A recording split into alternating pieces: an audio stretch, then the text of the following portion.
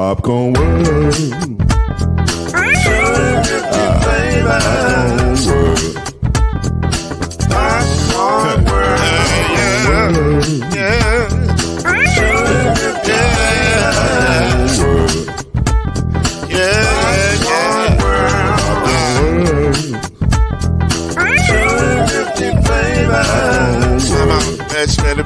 Popcorn World. Can I make you move now? Yes, I can. So you can get this move in the back of a can. You can make it round the world when it holds in your hand. Popcorn World. 250 flavors gonna make you smile. 250 flavors gonna make you smile. 250 flavors gonna make you smile. That's that popcorn make you smile. Ah. 250 flavors. Popcorn World. Popcorn World. Popcorn World. Popcorn World. The Popcorn World.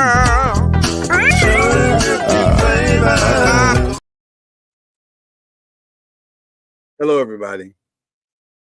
Yesterday evening at a team dinner, assistant head coach or assistant coach of the Golden State Warriors, Dejan Milovic, had a heart attack, and he was rushed to the hospital, and today he was announced dead. These things are shocking in every possible way, and as a sports world, we are all shocked and in awe of what is taking place. But our thoughts and our prayers today go out to the Warriors family, to the Milovic family, the Warriors family and their team, and in the administration and everything, and just everybody in the basketball world who is touched by this great coach. In his short time in the league, he touched a lot of lives internationally, as well as the Warriors themselves, and he also was a part of leading that team to their 2022 championship. So we send our thoughts and prayers to him and his family and those who have been left behind during this time. Rest in peace, brother.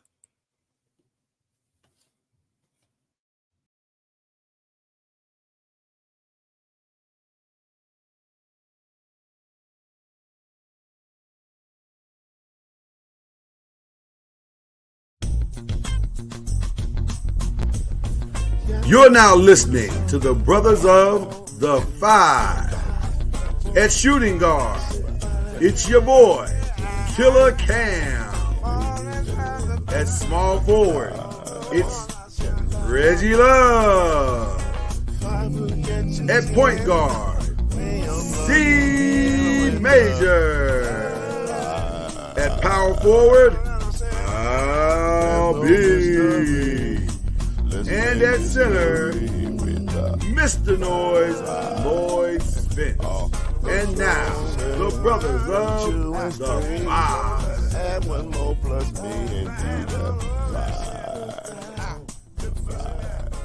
I want to apologize. I think I really mispronounced that name. I think it's Milojevic. It's Milojevic is the name. So I apologize to the Warrior contingencies, those Warrior fans like yourself, Chad, who are out there, and appreciate you, man. I know you guys are feeling it a little bit today. That was, you know, it's funny, man. It's not funny, but you know, I saw the story pop up in my news feed earlier, and I saw them cancel the game, and I said, "Oh, something must have happened." And the first thing I thought was heart attack. I did think, I was like, "Oh, something must have happened or something. He must have had a heart attack or something." But I was not aware that he had passed. And so very shocking information, very shocking news. Like I said in the intro, the whole NBA world is reeling. Poor Bob Myers was trying to hold it together on the NBA countdown tonight, and just he did the best he could, you know, under the circumstances. But your thoughts, brother? You got any thoughts before we get going here? Well, first and foremost, you know, condolences to the family. Definitely. He worked with the forwards and the centers So the development of the Kevin Looney's of the world, and the Draymond, and yeah. So he was real close with those guys. So man, it's terrible loss, terrible news. When you're actually the team was together, so that's yeah, they were at the dinner together. So can you imagine? I have not looked at their schedule. I'm gonna take just a quick peek real quick with the schedule. They got Utah tonight. They have Friday. They have Dallas. Yeah. Oh man, seeing that up close and personal, that's definitely, I'm sure, is affecting everybody in different ways. And also, he was close with Nikola Jokic. He was very close with Jokic. Yeah, because wow, Serbian team. He was with the Serbian team. So I know it's not just felt on the Warriors' ground. It's felt, like you said, all over. Yeah. So I would imagine they're probably going to attempt to play on Friday against Dallas, but that's tough, man. They can play, but your heart may not be in it. So you got it. Well, but you know what? We say that, bro, but it can rally them. I was gonna say, I'm gonna tell you something, man. And I'm not trying to be insensitive when I say this, but I'll just say sometimes things like this are the catalyst to things that become bigger and greater. Like it just becomes a rallying cry. Now you have something to center it all around. Now you have a reason to take the court. So you know what? It's not the way you want to inspire your team, but it just may end up being the thing that, I don't know. I hate to say it, but it may be the thing that inspires them. So, but again, our thoughts and condolences to that team, bro. But this is the 5. We're gonna try to lighten your load tonight and make this a fun show for you, and then hopefully you'll be able to sit back and enjoy it for what it is. That's my guy, I call him my little brother because that's what he is to me. That's my little brother. Chad Major in the building. I'm here, Lloyd Spence, and we're glad to be here with you tonight. We got a jam-packed show for you tonight, and we might as well get started. There's breaking news. The breaking news, in addition to the death of Milosevic, was kind of caught me off guard because I was in the middle of doing some last-minute cooking pre-show, and they were like, "Oh, by the way, Pascal Siakam is now a Pacer." And I was like, "Well, I'm just going to have to say that on the air because I don't have time to get prep with it." But the breaking news is that Pascal Siakam, we had heard yesterday that trade was a strong possibility that, as Adrian Wojnarowski was reporting, they were engaged in heavy talks where the engagement is off and the wedding is on. Pascal Siakam has been acquired by the Pacers for Bruce Brown, Louisville's very own Jordan Nwora, and three first-round picks going to Toronto. And this is actually a 3-team deal because the New Orleans Pelicans are sending Kira Lewis Jr. and a second-round pick also to the Pacers. It was announced, and the Pacers then shipped Lewis to the Raptors. So Lewis is actually going to the Raptors via the Pacers. So that's a lot. That's a lot. The Bruce Brown thing, I'll be honest with you, bro. That one kind of shocked me because Bruce is a solid player. He's a dude coming off a championship run with the Nuggets. And I don't know. It just seemed like, wow, that kind of came out. And he only signed like a 2-year deal there. So I was a little surprised by that one. I got to be honest with you. I was very surprised by the Bruce Brown part of it as well. Did Buddy get traded? I don't think Buddy got traded. Nah, he didn't get traded. So they still got a big three, it looks like. Yeah, no, Buddy's still there for now. Oh, well, yeah. For now. Let me say this. The rumor mill is strong with Buddy Hield. So for now, Buddy Hield is still a Pacer. But we still, we got 2 weeks left before we get to February 8th. 3 weeks left, really, before we get to February 8th. So a lot of time. So just hold more. Well, Siakam and Miles Turner is not bad. Depending on what they're gonna do with Buddy Hield. I mean, he could stay, he could go, but I mean, even if he stays, that three-headed monster is still pretty good with a good Pacers team. I'm gonna tell you something. I love this trade for this reason. I think you now have for sure 2 solid pieces that you can build off of in Tyrese Halliburton and Siakam. And you've got 2 solid tradable pieces in Turner and Buddy Hield. So if you're and you got them 3 first-round picks. So you got opportunity to build something substantial and long-term for Indiana. So I think Indiana has placed themselves in a tremendously good spot.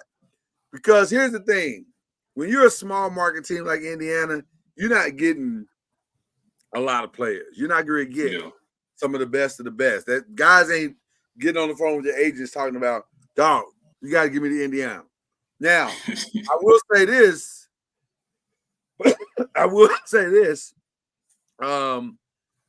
Playing with Tyrese Halliburton is going to become a thing because the kid can flat out ball, and he's a throwback pass first point guard.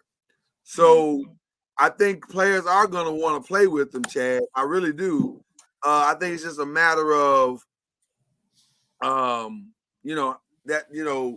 the money working out. But if you can keep shedding contract like that, listen, there's some guys that can go make a max contract in Indiana, and that money stretches wide in Indiana. Yeah, they definitely want to keep him. They definitely cannot let him get away. No, I think Tyrese is a lock. Well, he's locked in already. I think he's already under contract for a little bit. Years? For a little bit, okay. Like 3 or 4 years left. He got like 3 or 4 years left. So he's good. Yeah. Okay. Yeah. I'm about to say if you want to have a chance to let him go, somebody is definitely gonna pay him. But since he's there, you definitely want to find the most convenient way to get pieces around him, and that was Pascal Siakam was definitely a big piece. Like you said, depending on what they're gonna do with Heed and Turner, I'm not sure, but I'm probably sure one of them, if not both of them, is gonna go for a nice little return back. But I agree. Bruce Brown, he's won them a championship in Denver, but he was expendable at this point. So if you had a chance to let him go and get Siakam, I mean, I'll pull that plug too. Yeah, I wonder if Bruce is gonna stay. I'm curious to know if they're gonna keep him there, because he's got a contract you could buy out if you wanted to. I don't know. It's gonna be interesting to see what they do with that situation. I'll see. He'd probably get more minutes up there. For sure. But so is he really a foundational piece to something that you're trying to build in Toronto? That's the real question. But not at all. Just FYI, everybody, we're a few men down, and I'm still playing injured, but we're gonna keep it going because we got this. We just got to keep it going. That's what we do here on the 5. So anyway, all right. So let's get to question 1. This is the one everybody want to talk about anyway. And we do have more breaking news. Yeah. Right now that just got released like literally seconds ago. Clutch Points is saying that Dallas has decided to retain embattled coach Mike McCarthy for the 2024 season. So I turn to my diehard Cowboy fan over here, my little brother right here, and I ask him, what say you? Mike McCarthy will be back for his final year. Adam Schefter is also confirming this, that he will be back for his final year in 2024. What say you, sir? Well, just when I didn't think I'd get any more bad news, this crept across the ticker. So, I mean, the key word here is final. Final year. Even though I wish it would have been this year, it's just going to be more of the same. More of the same loss of time management, more of the same undisciplinedness, more of the same, just utter. You don't think Mike is capable of learning from his many mistakes this season? Did he learn from the mistakes from the prior season? No. And the season before that? No. Listen, you're talking about a coach that led your team to 12-5, Chad. 12-5. 3 years in a row. You don't get trophies for a regular season. You get a nice little hat. You get a nice little hat that Dak said he didn't want to wear because he wanted something bigger. He should have put that hat on. But Greg said all y'all need is a running back, and all y'all problems will go away. Running backs don't play defense. Running backs can't stop. Running backs can't stop 48 points. Running backs can't stop the run. So we need a lot more. We need a lot more. I'm gonna be honest with you, Chad. I'm a little bit surprised at this news. If I'm being honest, I'm a little bit surprised. I'm a lot of bit surprised. But they did the same thing with Jason Garrett. Like, they showed loyalty to Jason Garrett to the very end and made him coach his contract out. And, so I don't know, man. To me, listen, as a Giants fan, I am thrilled that Mike McCarthy is back. I am thrilled because I think y'all gonna be I think y'all gonna take some steps back, especially if what I believe is gonna happen here soon happens, which is that Dan Quinn is probably gonna be out and headed to Seattle. There's a reason why Seattle has not announced who their head coach is. And I think the reason is because they know it's Dan Quinn. And I think Dan Quinn is headed that way. Now, what's going to be interesting is who follows him. Because I think, this is my humble opinion, sir, I think there are some Cowboy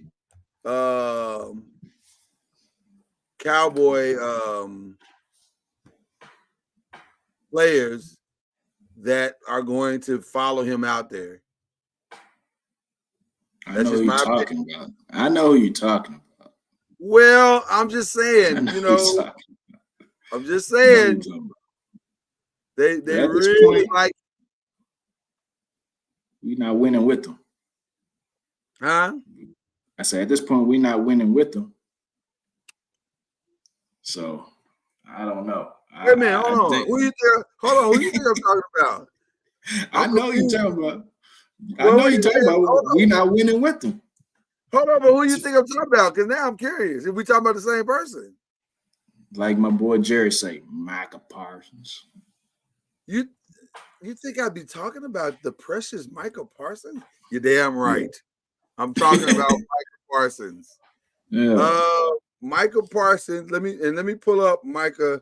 We're not winning with them, man. So we just need a fire sale. We need to start all the way over, man. But you're ready to give up on Micah already? I feel like he's a good player, but they're not. I mean, maybe just a scheme. I don't know, but maybe they need to just play him at his original position and figure out the pass rush situation because it's not working. So, I mean, Jerry needs to just open up his pocketbooks, man. And we need to know if Mike Parsons is going to. Jerry wants to play Mike. Yeah, so, I mean, I'm talking about if Micah leaves for Seattle, if he just wants to play for Dan Quinn. But I mean, it's just at this point we got to figure out something because what we're doing is not working. So if we got to subtract by adding some different pieces, then that's what we got to do. But so I need to. I wish you had some time here, and we're in the process of restructuring some stuff. So I hope to have a stat person and a person that can do some look up salaries and all that stuff for me. I really would like to know is because Micah this is his contract year. And I want to say also that the Cowboys cannot franchise him, if I'm not mistaken. Let's ask Google real quick. Yeah, I mean, Dan Quinn is good, and then he's good and terrible. So I mean, we've seen the. Why you call him terrible? We've seen the 28-3 in the Super Bowl. We done seen the multiple years in the playoffs, and we're not getting anywhere. The coaches, for some reason, they unprepared in the playoffs and the biggest important moments that to get us to advance. That comes down to coaching, defensive, offensive, all the way around. Special teams, a lot of things is coaching with the Dallas Cowboys. We need to have a coach that we can actually hold his players accountable and also him holding himself accountable for his actions. We don't have that. Okay. So as I understand it, the Cowboys have the 5th-year option on Micah Parsons if they don't extend him, but they can't I don't think they can franchise him. But he is for sure coming to the end of his of the contract. So he's got like 1 year, I guess, left.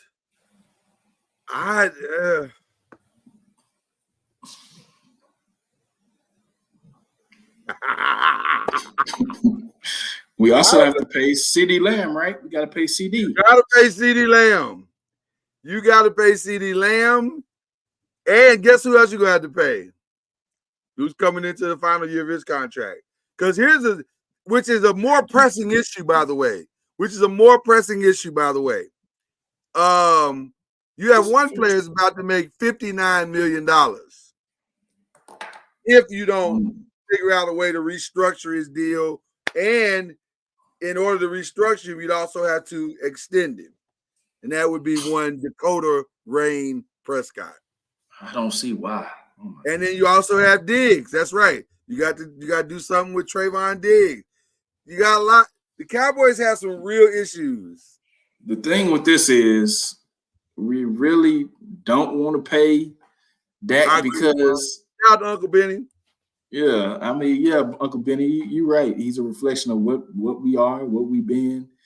But even paying Dak I mean, you may be forced to pay him because you don't have any other options, really. But if we're being honest, Chad, the whole team is problematic. And here's what I mean by that. Of course. The whole team is good, but not great. Good and terrible. That's what the whole team is. That's what Mike McCarthy is. He's good, not great. Dak is good. He's not great. The only one that I would say that's great is CeeDee Lamb. Shout out to CeeDee Lamb, who helped me win my fantasy championship. Yeah, shout out great gets you championships. So great does get you championship. So the problem is, do you pay goodness or do you take the risk? Because see, I've been hearing all week long people saying, blow it up. You can't keep doing this. Okay, you can do that. You can blow it up. But let me tell you, as a Giants fan, what happens when you blow it up. You find it ain't as easy to rebuild it after you blow it up. So you can do that. You can start over. But it ain't easy to find the pieces that you want to find once you blow it up.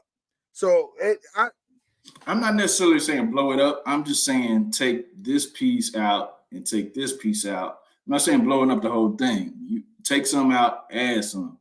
Blowing it up. But where do you go? Like if you who you first of all, the reason why we're here. Let's go back to the original question, because the original question really was what was the wildest game of the wild card weekend? I don't think anybody, and who disappointed you the most and who shocked you the most. I think we can sum up. I was gonna say, I think the reason why we're here with this question is I think we can sum up the question by saying clearly it was the Dallas Cowboys. There was nothing else that was more shocking than the Dallas Cowboys. With honorable mention or a close second going to the Philadelphia Eagles, for sure. Yeah. But you saw the Philadelphia Eagles declining.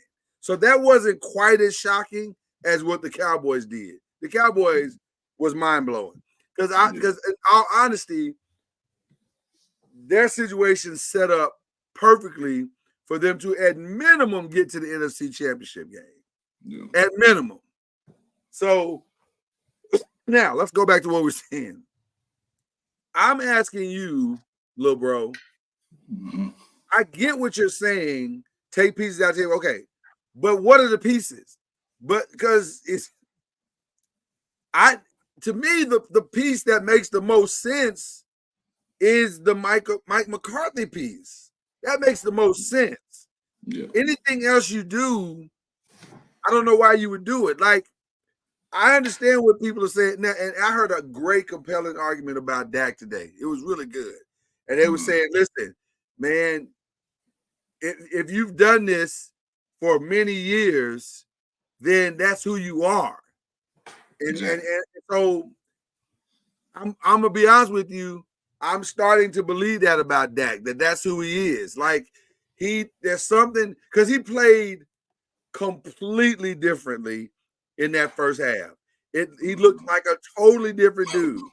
And you just like, and I remember you and I were texting, and I even called you. I said, yo, man, why are y'all like this? Like, I don't understand what I'm watching. Because forget the fandom, forget the rivalry of the Giants, and forget all that. As a pure journalist, I'm just going, what the hell am I watching? Like, why are y'all playing like this? This doesn't make any sense. So I don't understand what the Cowboys want to be. And all I hear is, go ahead.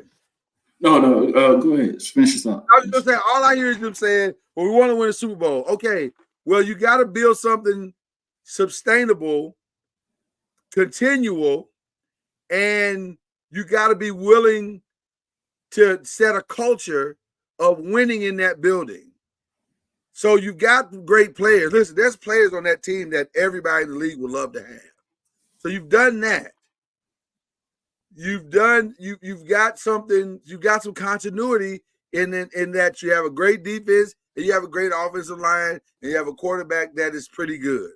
So you've done 2 out of the 3 things you need. So the GM, Jerry Jones, has done well getting the players in the building. The owner, Jerry Jones, has done well by paying these guys and keeping them in the building so that you can have some continuity. So who's failing is President Jerry Jones, because there's no culture in the building and no defining winning culture. I knew they were in trouble when they just started beating up on bad teams. And they call that winning. That's not winning. Listen, any athlete that's played sports at all will tell you us beating up on a team that we're supposed to beat up is not, it's a win, but it ain't like something that you just get excited about. And it's not a measurement as to where you are. We were supposed to beat them. They're bad. But you got to get to a place where you understand you find out who you are when you find that teams that are comparable to how good you are. And to those teams, they did not measure up this year. Yeah. What would you do? I agree with you, but even when we played the bad teams, we still got beat. So we played bad teams and still lost. So I think, like you said, the culture in the building is not what it needs to be. And don't you agree that starts with the coaching? I think it He starts with sets the ownership. I think it starts with ownership. You can't do But nothing about that. well, you could. I mean, I don't know. Y'all in a tough spot, man. Only thing you can do about Jerry Jones is Mother Nature. I mean, that's the only thing. He's not going to relinquish his he's not going to relinquish his spot. So Mother Nature. You have to wait it out. You implying that you have to wait till something happens to him? I mean, the man's 80 years old. He's not going to change his. He's not going to change anything about himself. So that's out the question. So if the owner GM president is not going to do anything, you go to the coaching. At least you can change something within coaching wise. He didn't, and that had time and time again has not had his players prepared to play. Dan Quinn, couple years he's been in the head coaching buzz. At that time, he hasn't had his players ready to play. Distractions. They were not ready. They were not ready at all. Too many distractions. Absolutely. All right. Well, listen. According to Adam Schefter, they made a decision. Dan Quinn will be returning. So, more the same. More the same. All right. And by the way, great games. This is a great wild card weekend. Shout out to the Lions for getting an incredible victory against the Rams. Shout out to the Texans for holding court at home. We got some really good games coming up to this week, which we'll get to in just a little bit. But again, nothing more shocking than the Dallas Cowboys as we head to question number 2. And we kind of already answered this already. Should Dallas and Philly fire their coaches? So let's go to the Philly side. The stuff I'm hearing coming out of Philly, bro, I don't, man.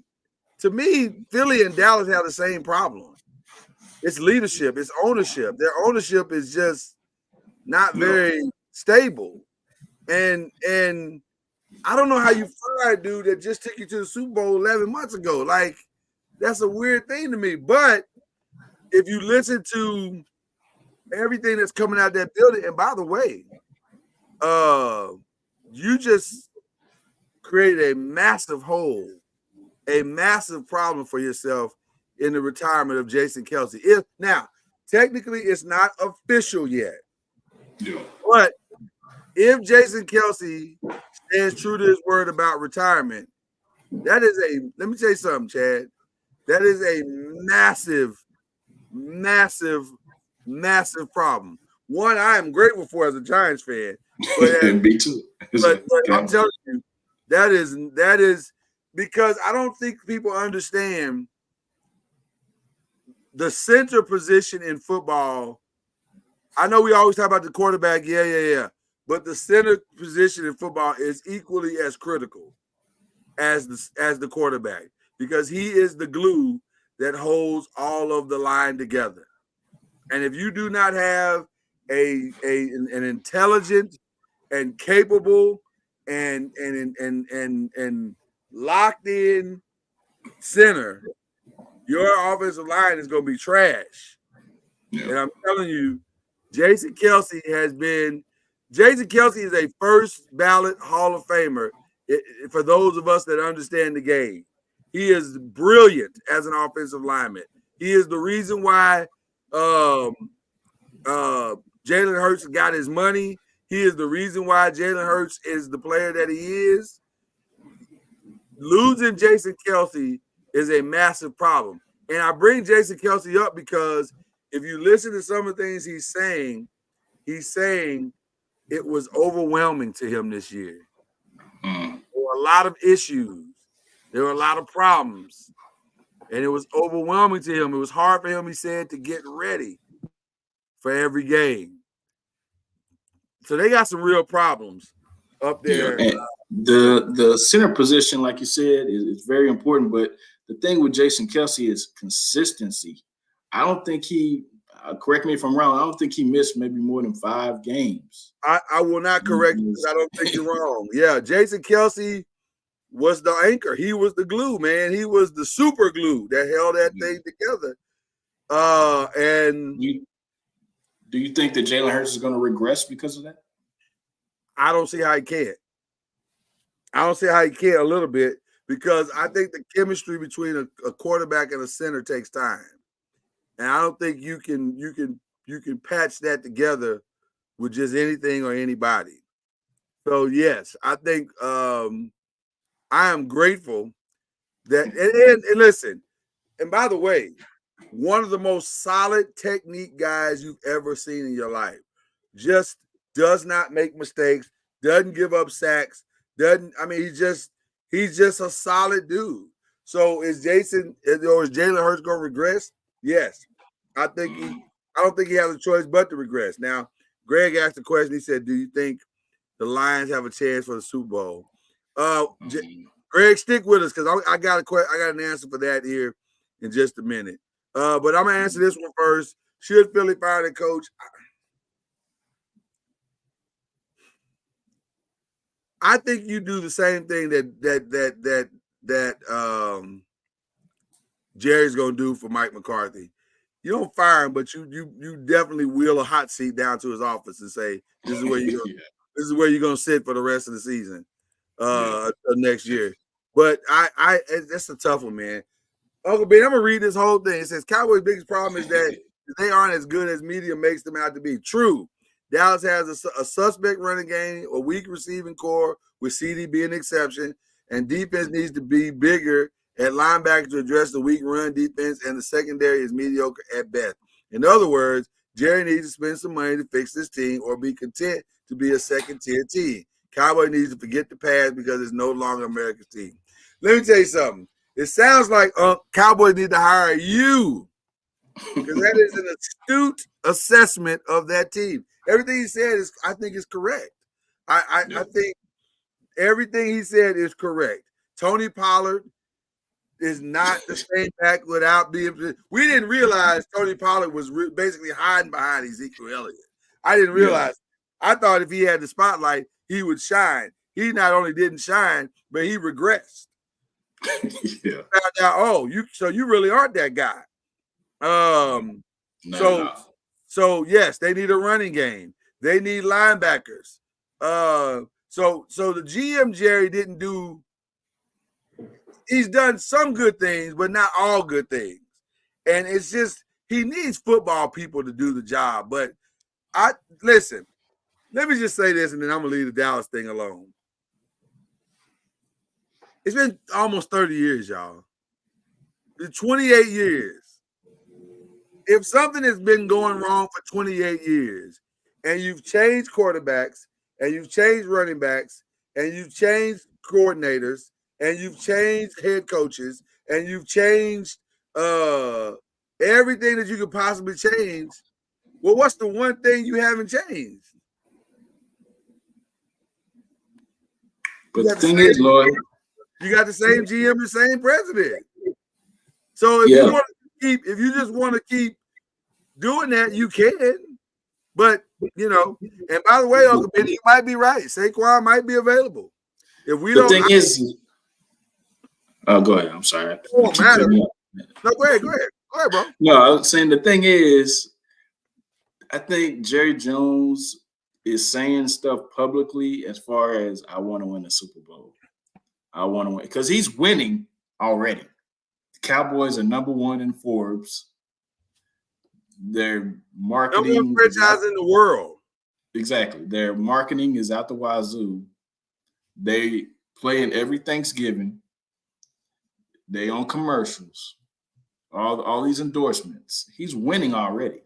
He's just not winning the Cowboys are doing just enough on the football field for those.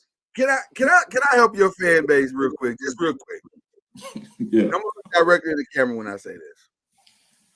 Matter of fact, let me just do it this way because I feel like I need to help you. You guys are in a very toxic relationship. This is bad. This is the equivalent of a man promising you that he's going to marry you one day, only to get to the wedding day and not only not marry you, but not even acknowledge you as a human being. It's bad. He keeps promising you that he's going to do better. He keeps promising you that tomorrow is the day, and it's never going to happen. Here's what I would suggest you do as a fan. Get out while you can. You don't have to do this to yourself. You can have a better life. You can have a more peaceful life. You don't have to go through this torture. Okay. The only thing that's probably going to save the Cowboys at this point is to do like Mark Cuban did with the Mavericks. Sell it off. Sell it off. All right. Well, let's keep going in this direction because we're talking about coaches, and we're gonna play a little game called My Coach Will Be. And so I think we can take this one off the list. Yours is gonna be Mike McCarthy. They've already announced that. Let's put it to 2025. let's play to 2025. I'll let you say 2025, but you don't know it's gonna be in 2025. Probably still be Mike McCarthy. Not if they don't get far in the playoffs. Mm-hmm. Philly. Same. I think it's gonna be Sirianni. I don't think they're gonna fire him. I don't think they're gonna fire him. Atlanta. I heard Bill Belichick wants a project, but he got pieces around. He's got the Kyle Pitts. I think it's gonna be Bill. Yeah, I think it's gonna be Bill, and I think Bill. I honestly think if he can get a quarterback, I think that'd be all right. But he needs a veteran though. He absolutely needs a veteran. I think this is Antonio Pierce's. I think I don't know why they haven't closed the deal yet.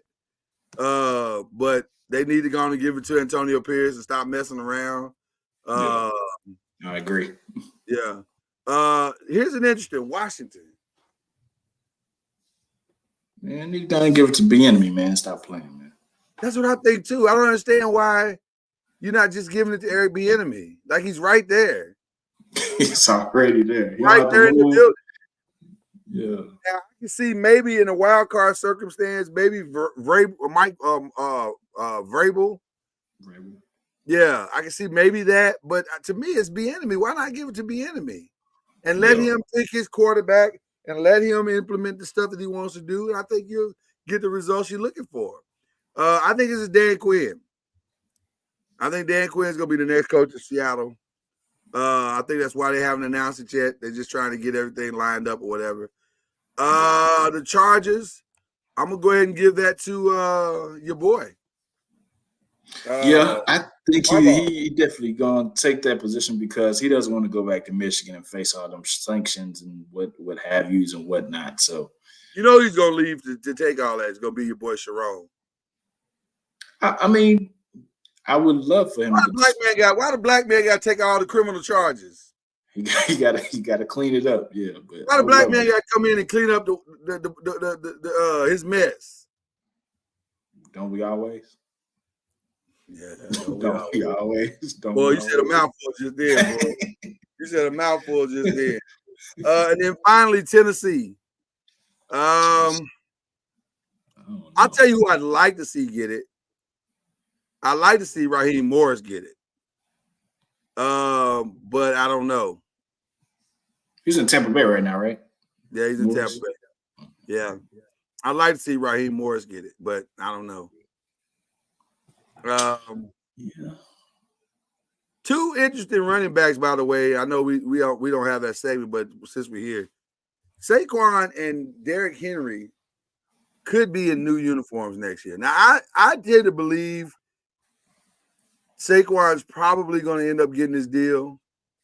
It ain't going to be what he wants, but it's going to be what he needs. But Derrick's going to end up somewhere else. Funny you should say that. Because you know where Derrick Henry lays his head? I know where you want him to lay his head. No. Do you know where he actually lives? He lives by you, don't he? In Dallas, Texas. He lives by you, don't he? Why would you want to go anywhere else? No state tax. You already live here. You ain't got to move nothing. Listen, we need a running back. From a financial and a functional perspective, it makes perfect sense. And then you can re-unlock Tony Pollard again. Although Tony may not stay. If you do exactly, we can get a running back. Right, Tony may not Yes. stay. Yeah. We can get a running back in the draft. Yeah, Tony may not stay. It's gonna be interesting to see what they do with that. It's gonna be very interesting to see what they do that. But I think both those guys are gonna be in. What happens to them in the offseason is gonna be rich. All right, we had to sneak in a 3.5 question because we weren't here last week when Alabama decided to hire the coach from Washington. And I just asked the question, did all of college football just change forever? And the reason why I asked that question is because while we've been sitting here tonight, ladies and gentlemen, there's been a report coming out of Alabama where they said, and I quote, the tide will be the same, is what they're trying to say. They're saying we're not going to change much. We're going to be the same. The culture of the tide is going to be the same. To that, I would say, yeah. Is it? Just because y'all gave Nick an office downstairs to be a consultant, is he like Du Bois bishop and he gonna fuss at him and tell him he's doing it wrong? I'm gonna tell you something, man. The SEC, right, he was with the Rams. Okay, he's with the Rams. Okay, thank you, Uncle Benny. The SEC is I think the SEC is about to take a step back as a conference. Losing Saban is a massive deal because you lost the grandfather and the reasoning as to why the justifiable reason as to why you get to be in the college football playoffs every year. The mighty SEC. I think Alabama's going to take several steps back. Georgia will be fine, but Alabama's going to take some steps back. Now, the saving grace is that Texas is coming, and Texas is going to be damn good. Yeah, they took some of Alabama's transfers already. Well, everybody's taking Alabama's. So, by the way, Jalen Milroy, for those who didn't know, in the transfer portal as we speak. The former starting quarterback of Alabama last year is in the transfer portal. Yeah, why was he Isaiah Bond? He's transferring to Texas. Oh, he's already announced he's going to Texas? Yes. And then some of their signees already decommitted. So Pastor Court asked a question. He said, did Nick Saban retire because Texas was coming and he didn't want it? I think, and it's interesting that you asked that question because oh my God, I forgot his name. I just drew a blank. USC running back. Stripped him of his Heisman. Reggie Bush. Reggie Bush alluded to not necessarily that Texas was coming, but that the college football landscape had changed so dramatically that Nick was struggling to keep up. To that, I say, I kind of agree. Struggling as far as recruiting, or just in general, just paying the players? Not necessarily recruiting, because I still think Nick can get a decent 5-star when he wants it. But the problem is he can't get every 5-star like he used to. See, Nick used to win the college football championship long before the season started because he'd had the number one recruiting class. He got 15 5-stars and 20 4-stars and some 4-stars that should have been 5-stars. And so he could roll all of that out there. And by week 4, they look like the doggone 2000 Ravens out there. You know what I'm saying? On defense and the doggone greatest show on turf on offense. So it's easy when you don't have when you didn't have the NIL to worry about, and it was just the reputation of going into the NFL. But now NIL has changed everything. Transfer portal has changed everything. And now you can't, now the playing field is far more level than it has been before. And now I tend to believe Nick was probably struggling, man, to get these guys to come in there and buy into the system. I'm not saying he forgot how to coach. That's not what I'm saying. I'm saying I got to get you in the building first. And I don't have to come to your building and I can make the NIL money. And guess what? I can also still find a path to the NFL wherever I am. Marvin Harrison didn't go to Alabama, and Marvin Harrison is going to be a top 5 pick. Yeah. Top 10 pick at best. So you don't have to go to Alabama or put up gaudy numbers. You can still make your $1 million in college and still make it to the pros. So Yeah. I'm just saying, Like, the landscape is dramatically changed.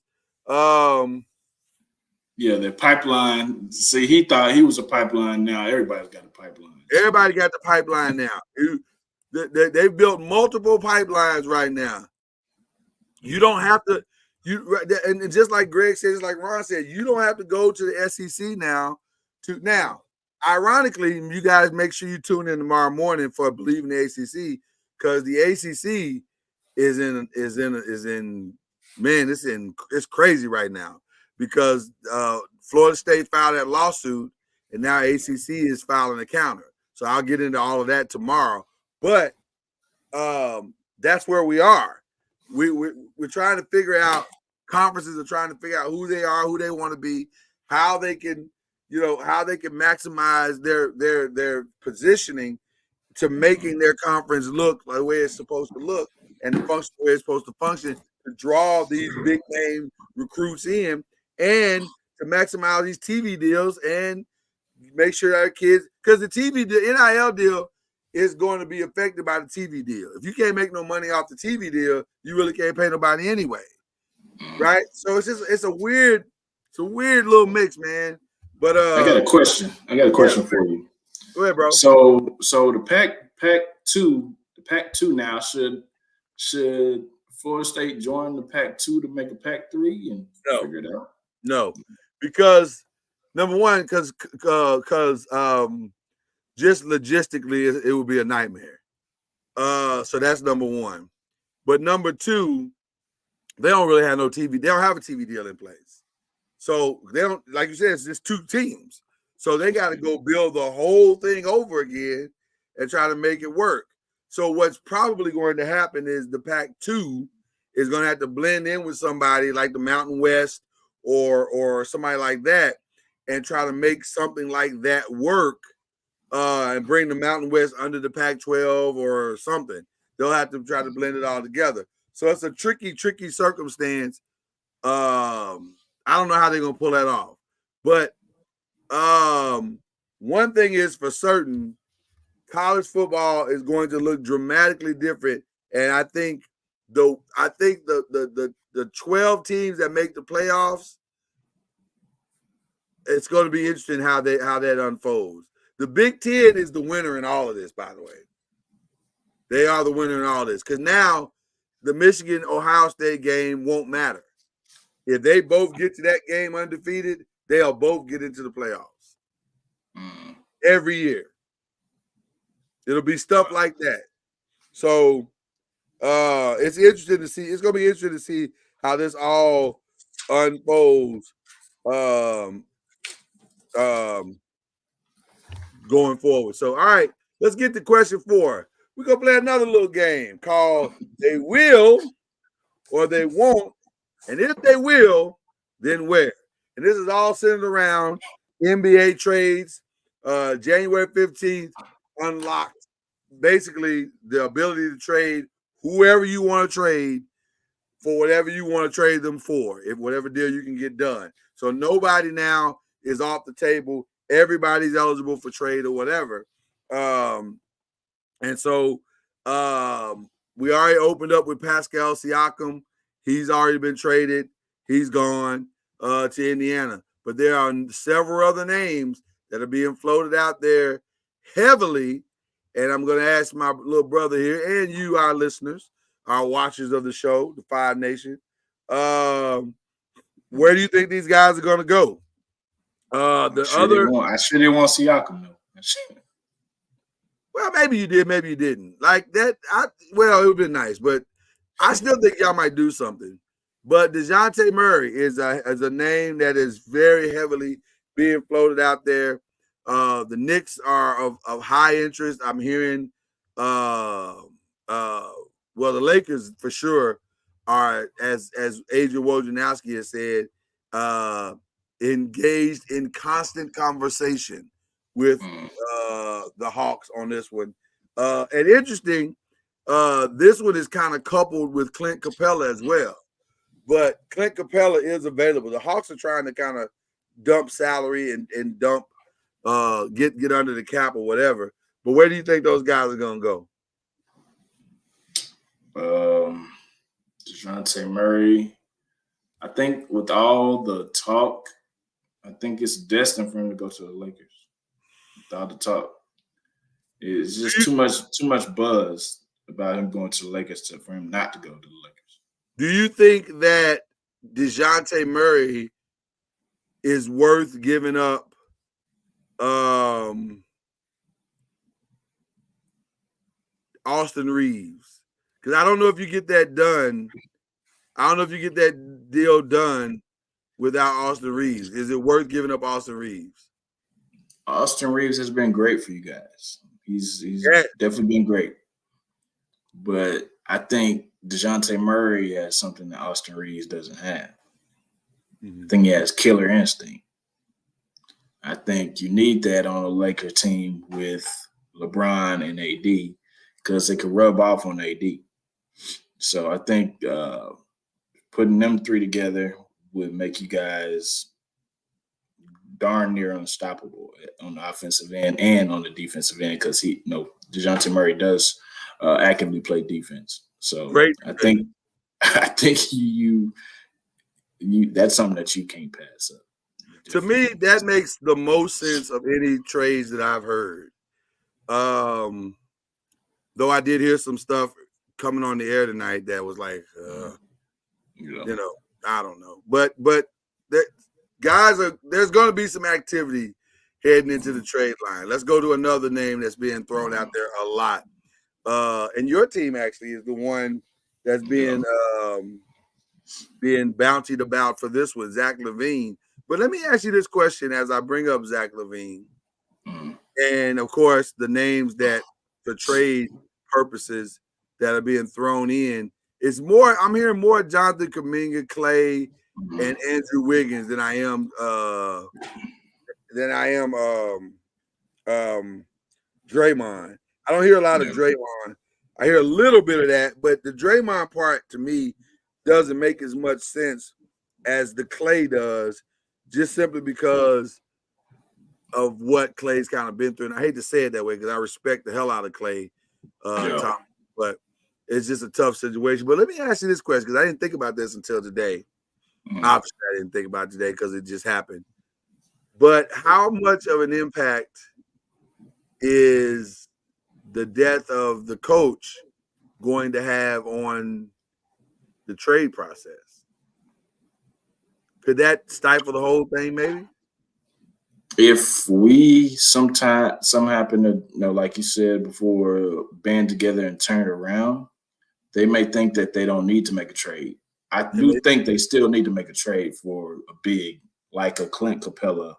You can, give away, some Moody and, some other piece because we have guards. We got Gary Payton. We got the, Chris Paul when he gets back. We have guards that we can, kind of trade. So I think if you have a big that you can get that's not going to be too much as far as giving away, I think you would have to do that. But I definitely think they're going to band together at some point because those three, Clay, Draymond, and Steph, they feed off of energy and emotion. So I think this could be definitely good.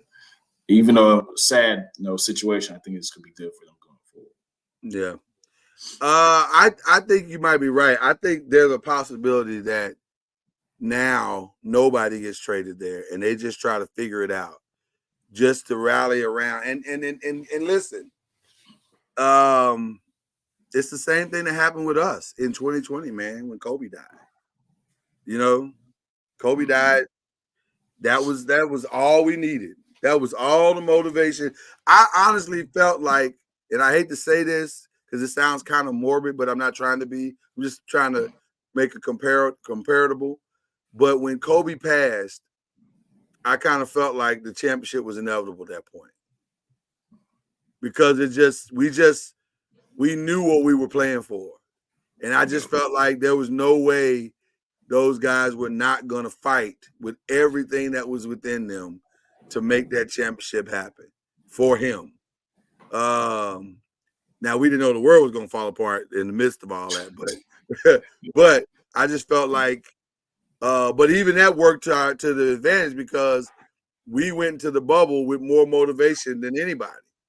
So everybody else was just trying to survive the bubble. We were trying to win for Kobe. So I think there's something to what you just said, bro, that they have a rallying cry now that they didn't have before. So let me go through a few more names. DeMar DeRozan, you think he gets One one year left on the contract? If you're Chicago, he needs to leave. He needs to leave. Him or Zach LaVine needs to leave, or both. But I'm struggling to figure out where he would go. I am too. I am very much struggling. And here's the other part of that statement you just made. Currently, the Bulls are in the 9th spot.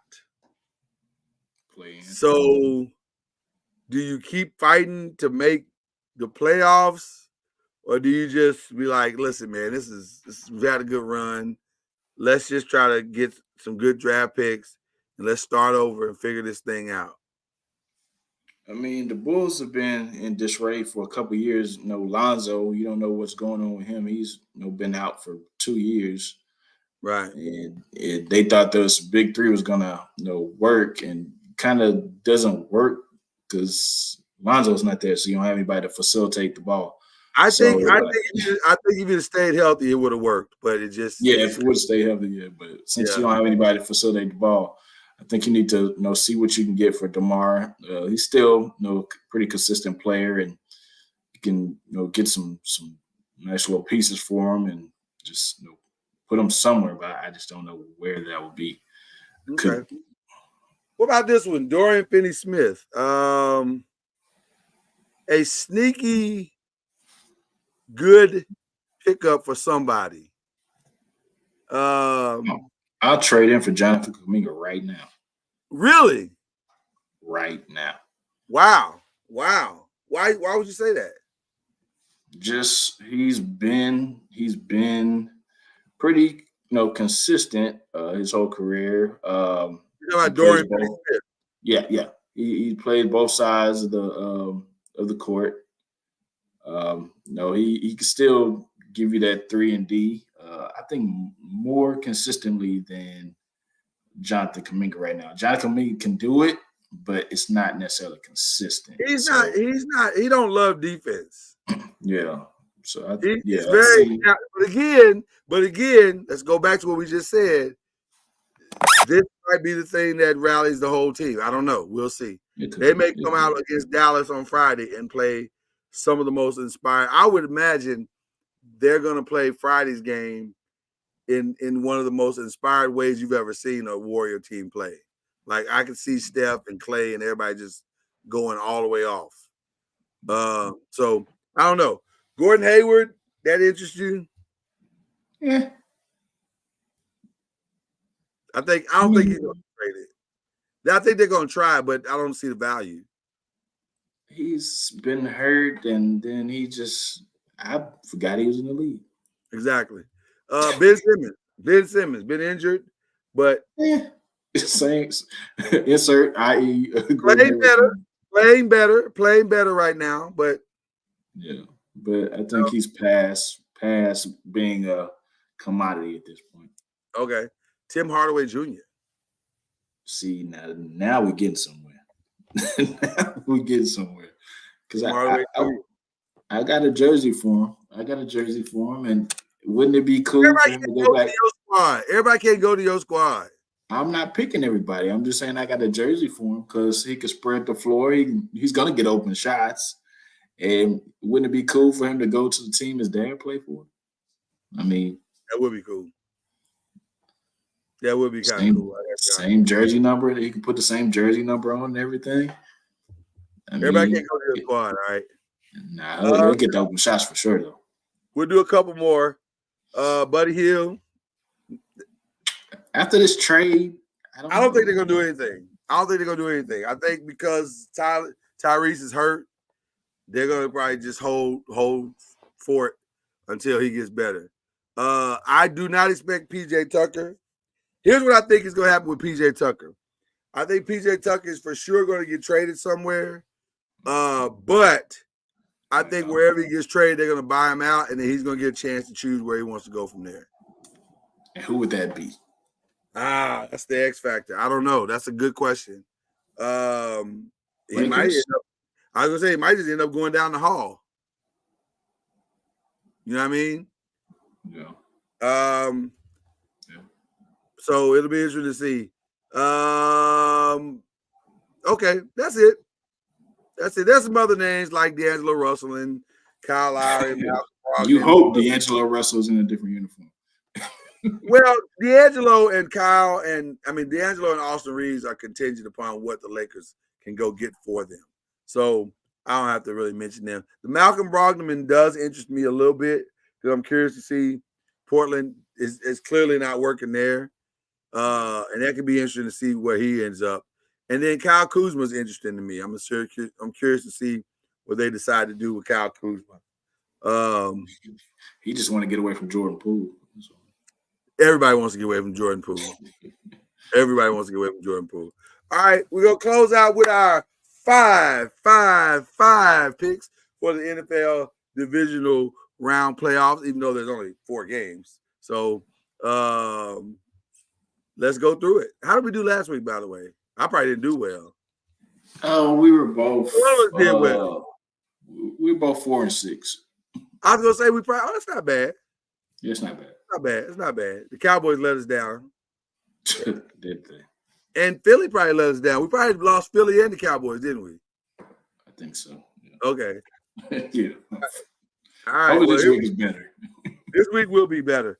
We got the Texans at Baltimore Ravens. And by the way, these times are Central times because we are doing our show from the Central time zone. So add an hour to wherever you are if you're in the East Coast. 4:30 Eastern, 3:30 Central. The opening game is the Texans and the Ravens. There's a reason why this is the opening game, is because while I appreciate everything D'Amico Ryans and CJ Stroud has done to open the season, and really they have really put on a performance for the ages. But here's what I'm gonna tell you right now. No Tank Dell, no Noah Brown, no Jesse Matthews, a questionable Robert Woods, a questionable John Mechie. The only starting receiver that's played is Nico Collins. I'm sorry. Where'd he go to college? Where did he go? I don't know. The University of Michigan. Really? You gonna do the Cam thing right now? We got him in the league. They're in the league, baby. I just think they were able to overcome all that stuff against the team they played last week. They will not be able to overcome that against the Ravens. The Ravens defense is just, and then Zay Flowers is back. Mark Andrews is potentially back. Wow. I just think this is gonna be too much. And by the way, you still got to stop Lamar. I just think it's gonna be too much. I just think it's gonna be way too much. Yeah, so, you can't have the coach of the year and the offensive rookie of the year and the Super Bowl. You can't have all right. Yeah, something got to give. So I'm going Baltimore on that one. Same. All right. The late game is Green Bay and San Francisco. A week ago, I would have said Green Bay wouldn't even be here. And if they did get here, this would be a blowout. But now, after watching Green Bay for a week, no. And Aaron Jones, man, Aaron Jones seems motivated. So I don't know. I'm gonna say San Francisco, but I'd be lying if I said I was confident. See, the thing is, San Francisco got more dogs than we had. They do. They got actual Jordan Love. Jordan Love ain't gonna be doing all the way he was doing to us, man. I can't imagine that Jordan Love will be able to overcome Fred Warner and Nick Bosa and Randy Gregory, Chase Young. I just think at some point it just becomes a massacre, and I think San Francisco wins. And that's on one side of the ball. We got to go to the other side. Right. Then Green Bay got to try to figure out who do we stop out here. Like, I just think it's going to be too much. Just a lot. There's a lot. So, okay. Tampa Bay and Detroit. This is very interesting. A lot of trash talking going on already. The DBs for Detroit are talking about if they had a better quarterback, Tampa Bay would be something special. Oh, man. And Baker Mayfield said, well, if y'all were watching tape, you'd see. Because they were calling out, Detroit was calling out receivers that hadn't even played all year. The DB for Detroit. And he was like, well, we ain't even played him all year, so you clearly ain't watching film. So, having said all that, Detroit's a very different monster than Philly. Philly play like trash, and they don't have a defensive identity or want to. That building in Detroit, first of all, Detroit never thought they were going to get 2 playoff games. They never thought they would get 2 playoff games. Shout out to God and karma, working hand in hand. Well, maybe not, but for sure God was involved because Detroit got robbed by Dallas, and then the Lord was like, "No, I can't let that slide." We would have played them again if The Lord was like, "I can't let that slide." Yeah. Give me Detroit at home. Give me Detroit at home. So I got 3. So far, I got 3 home games. Home teams winning. You with that? Or you going? Well, it depends on who's doing the coin toss.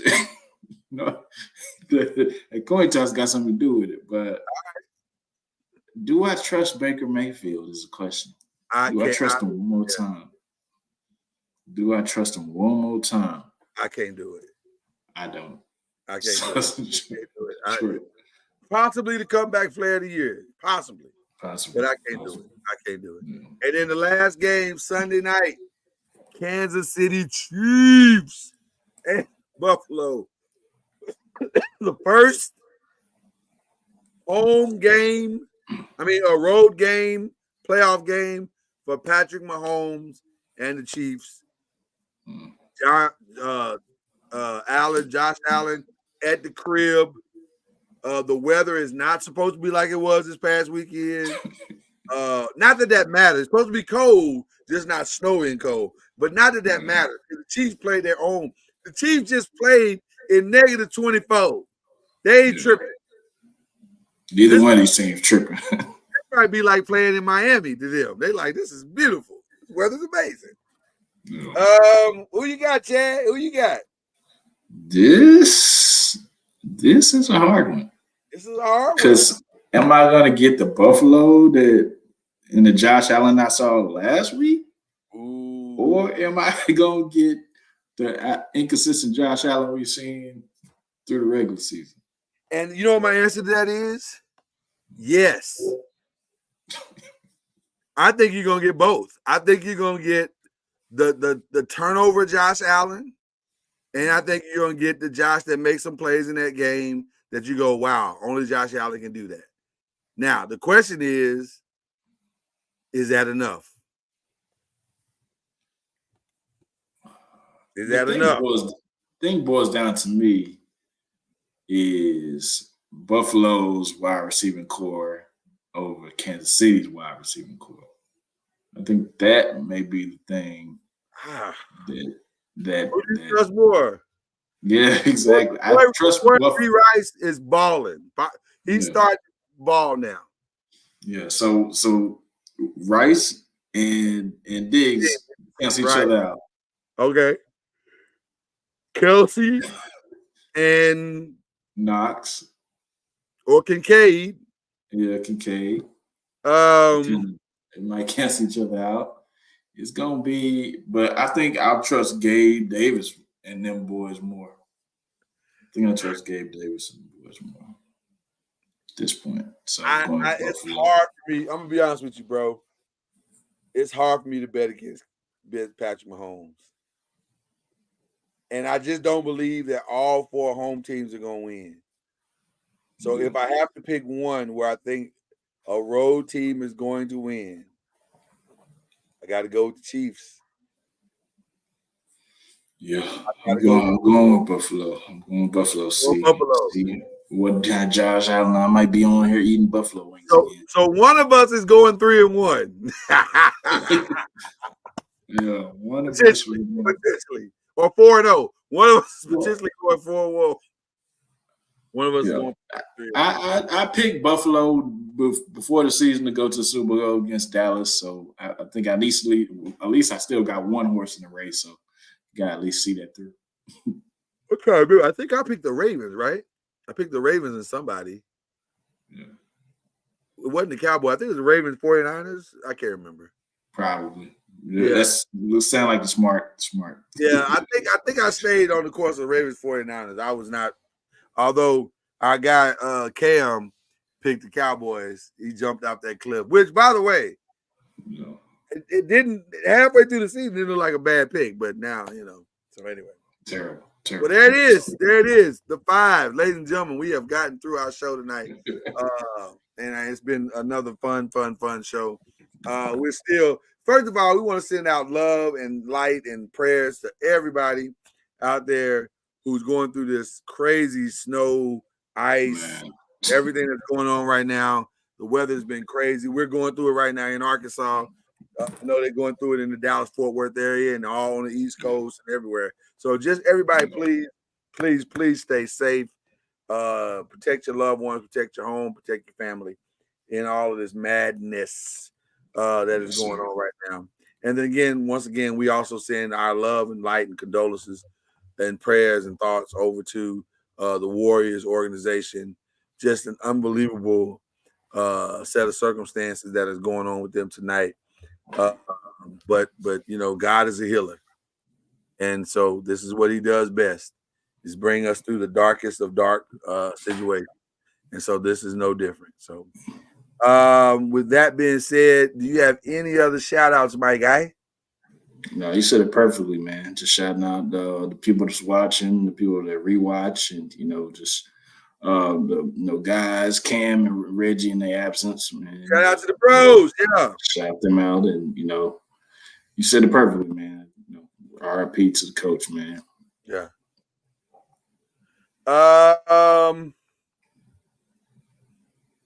Do I want? I'm trying to think if I have any shout outs. I really don't have any other shout outs, man.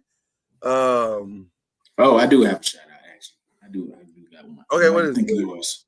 Shout out to the Fab Five coming back to all together for the first time in a long time. Cool, man. Shout out to them boys, man. Shout out to awesome. And even more specifically Jalen and Chris for putting all that aside finally and just really making that happen, man. That was one of the coolest pictures of the weekend for sure. Just to see those two, man, back together again, the Fab Five back together again. That's just a cool thing, man. So tomorrow, man, we got again a lot to talk about on Believe in the ACC. You don't want to miss that, man. It's going to be an interesting show, to say the least. We're basically talking about the state of college football, man, and boy, we got a lot to share with you guys about the musical chairs, about some of the behind the scenes. Oh, I knew I was going to shout out. I was going to shout out Detroit Pistons basketball team for catching some fire and getting another win, baby. Shout out to Detroit basketball. 4 wins now. 4. Wow. The turnaround is in motion. The turnaround is in motion. We could probably get a 10-day on that squad. Yeah, well, yeah, for sure. They need that. They need all the help they can get over there right now. So shout out to them. Okay, I think that was it. It feels like I knew it was. Shout out to the Emmys for being probably in my lifetime the dopest Emmys I've ever seen. First of all, big old gigantic shout out to Anthony Anderson for hosting and killing it. Oh man, he killed it. Put that show together, man. Brought back Martin, brought back Cheers, brought back some legends in the game. But then shout out to the Emmys, man, for rewarding some people for doing an amazing job of acting this year. One of my favorite shows they won a ton of awards, The Bear. If you've not seen The Bear, bro, you got to check that show out. Fantastic show. It is one of the best shows on TV by far. It's different. I've never seen any show like it. And you know me, I watch a lot of stuff. I studied this industry very well. One of the best shows I've ever seen. The Bear is amazing. So shout out to Ayo, who won her first award as supporting actress. Shout out to Quinta Bronson, who became one of the first Black women to win in the lead actress in a comedy for Abbott Elementary. That was so dope, man. Nice, and then nice. shout out to Niecy Nash, who won for the Dahmer film that she was a part of. Who else? It was somebody else that won. That was with Ali Wong, won for another show I love, Beef. That was dope. Beef dominated too. Beef was, if you haven't seen Beef on Netflix, you're missing out as well. Another great show. So just, man, the Emmys was so dope. I know I'm forgetting somebody, and I apologize, but it was just a dope night. Like Anthony Anderson said, how cool is it to see that much blackness on MLK Day? So that was cool. That was just a cool thing. So shout out to them. And then shout out to the Color Purple. I finally got a chance to see it. Have you seen it? I haven't seen it yet. It was interesting. I'm scared. Good. I was scared too. It's good. It's very good. I will endorse it. It's a very good movie. Don't let the whole musical thing throw you off. It doesn't take away from it. It actually enhances it. And they made some smart choices with the film. Very, very smart choices. And it's comparable. It's as good as the first one. It's definitely as good as the first one. So I think it's something you will enjoy. So check out The Color Purple. Okay, that's it. That's all I got. The 5, baby. I believe in the HBC in the morning. We appreciate y'all, man. Again, love and light to the Warriors organization. Y'all have a good one, man. Peace.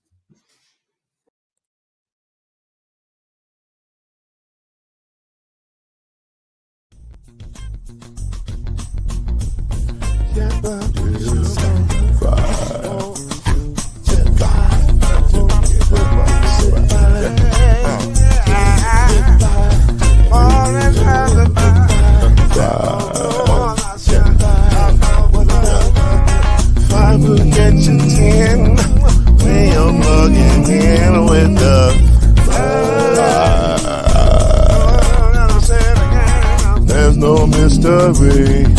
Let's make history with the 5. Oh, the strong 2 and 3. Add one more